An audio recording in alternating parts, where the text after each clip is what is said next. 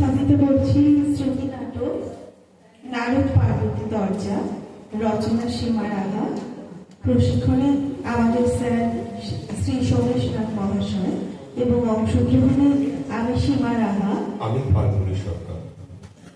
শুরু করছি। কে রে, দরজার বাইরে বারবার ঢুকে দিচ্ছিস?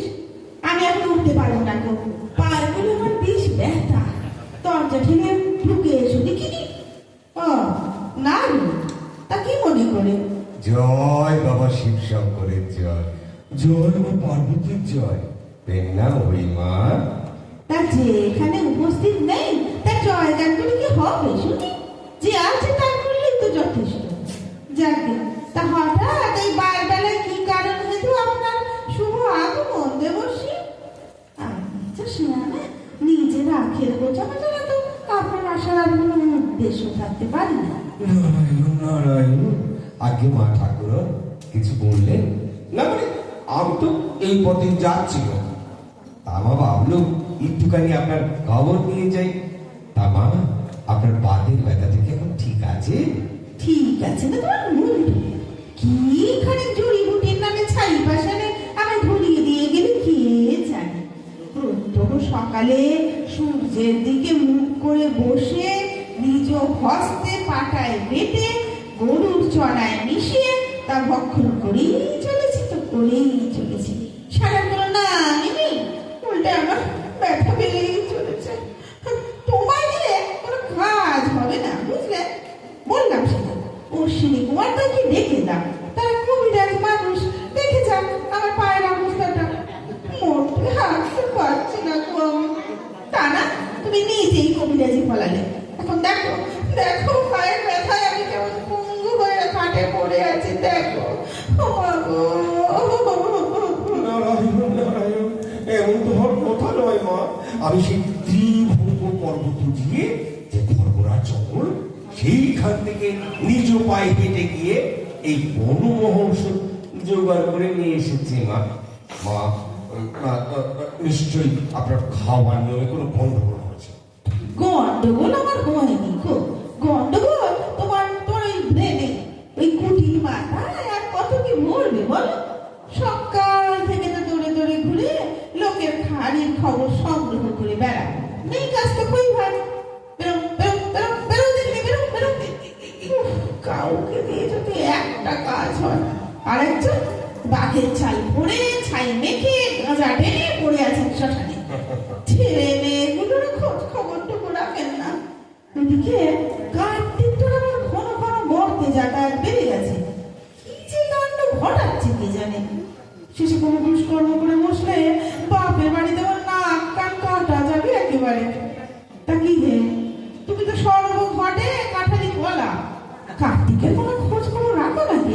আগে মা, বলছিল কি, মানে আপনি যদি দোষ না নেন বলি, এইবার শরৎকালে আপনি যখন ছেলে মেয়েদের নিয়ে বাপের বাড়ি গিয়েছিলেন, তখন কোনোভাবে মঠের মানুষদের থেকে একটি মোবাইল ফোন কার্তিক বাবার হস্তগত হয়।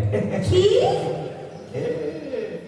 আপনারা ফিরে আসার পর আমি প্রাচীন লক্ষ্য করতাম বাবা কার্তিক কখনো তপবনের নদীর ধারে, কখনো বা কৈলাস পর্বতের নির্জন গুহায়, আবার কখনো পারিজাত গাছের ছায়ায় বসে মনে কিছু লিখো। বেশ কয়েকদিন তার পিছু করার পর আমি বুঝতে পারলাম যে মর্তের মানুষদের কাছ থেকে একটা মোবাইল ফোন তিনি কোনোভাবে কুক্ষিগত করেছে। সেই মোবাইলে তিনি ফেসবুক, ইনস্টাগ্রাম অ্যাকাউন্ট খুলেছে। তারপর বুঝতে পারছেন কি করছো? যা বলার খুলে বলো দেখি। আচ্ছা, তাই ফেসবুক, ইনস্টাগ্রাম এই ব্যাপারগুলো কি? নারায়ণ নারায়ণ, অবায়দান তো বলি মা। মেলা প্যাঁচা লাগারে আসল কথা এসো দেখিনি।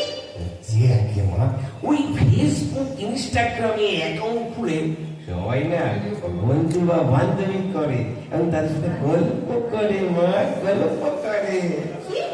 গল্প করে? গল্প করে মানে আমি জানতে চাইছি, গল্প করার জন্য আমার ফেসবুক ইনস্টাগ্রাম খোলার কি দরকার? সে তো সামনাসামনি বন্ধুদের সাথে গল্প ভালো হয়, তাই না? আপনাকে আর কি বলি মা, মানে ওই সব জায়গায় গল্প মানে খুশ গল্প হয় কিনা মা? সেটা আবার কি জিনিস? দেখো নারু, আমার সাথে তুমি একেবারে চালাকি করবে না। আমি খুব ভালো করে জানি তুমি সবটাই জানো আর সব খবর রাখো। যাদের খবর তারাও ততটা রাখে না যতটা তুমি রাখো। এবার ছেলে কাশো তো দেখিনি। নারায়ণ নারায়ণ মা, কি যে বলেন!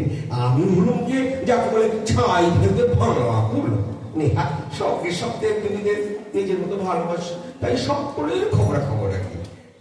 আর লোকে মন্দ বলে বলুক, সে আমার কপাল। হয়েছে হয়েছে হয়েছে, গলা সাথা শেষ হলে পুরো বিষয়টা এবার আমাকে খোলাখুলি বুঝিয়ে বলুন দেখি।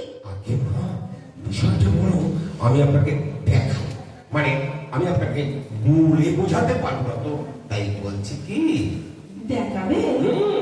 মা, তা কি করে দেখাবে? তোমার কাছে মোবাইল আছে নাকি? আগে মা, দোষ নেবে না মা। নারায়ণ মা, আমি একটা অতি দুষ্কর্ম করে ফেলেছি। সে আর নতুন কি, ওটাই তো তোমার একমাত্র কাজ। পারস্পরিক ঝগড়া বাঁধানো এবং ঘর ভাঙায় তোমার জুড়ি মেলা ভার। হ্যাঁ, আচ্ছা তা দেখি তুমি কি দেখাবে। কুমারের মোবাইলটি আমি চুপি সাড়ে হস্তগত করেছি। উনি আজ বেলা প্রহরে দুধসাগরে তার কোটি বস্ত্র এবং সঙ্গে জিনিসপত্র মাটিতে খুলে রেখে নাইতে নেমেছিলেন। তখন একটা শুনিনি, আপনাকে দেখিয়ে বিষয়ে সবটা বয়ান করবো বলে মা। হ্যাঁ, বুঝেছি বুঝেছি, এবার দেখাও। এসব কি? এরা কারা? এতে জামা কাপড়ের এত অভাব কেন?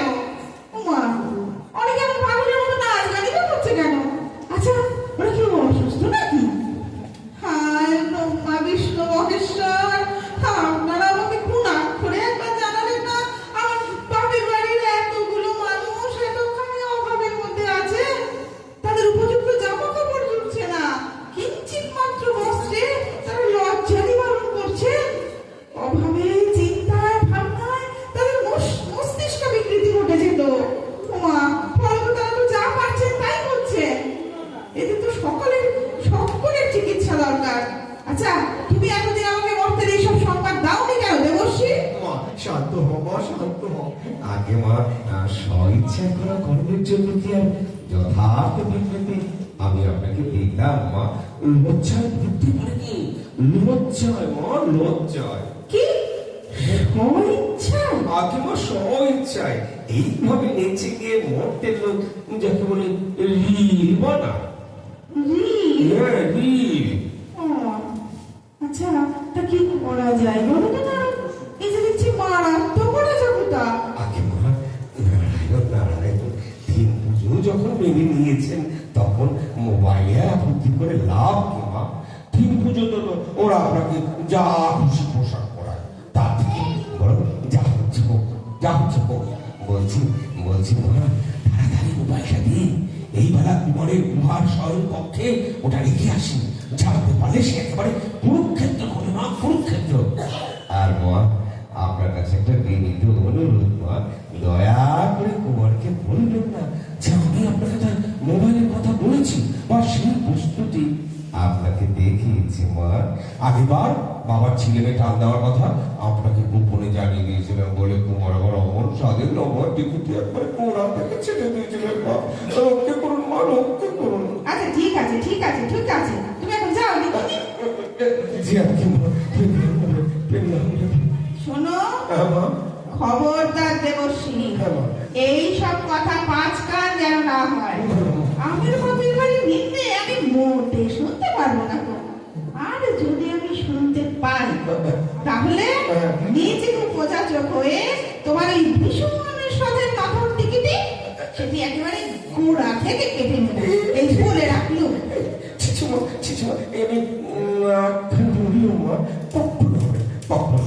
এই কথা আমার মুখ দিয়ে বেরোবেই না মা। যাও যাও যাও, এবার তুমি যাও। যাচ্ছি মা। হায় আমার পুরো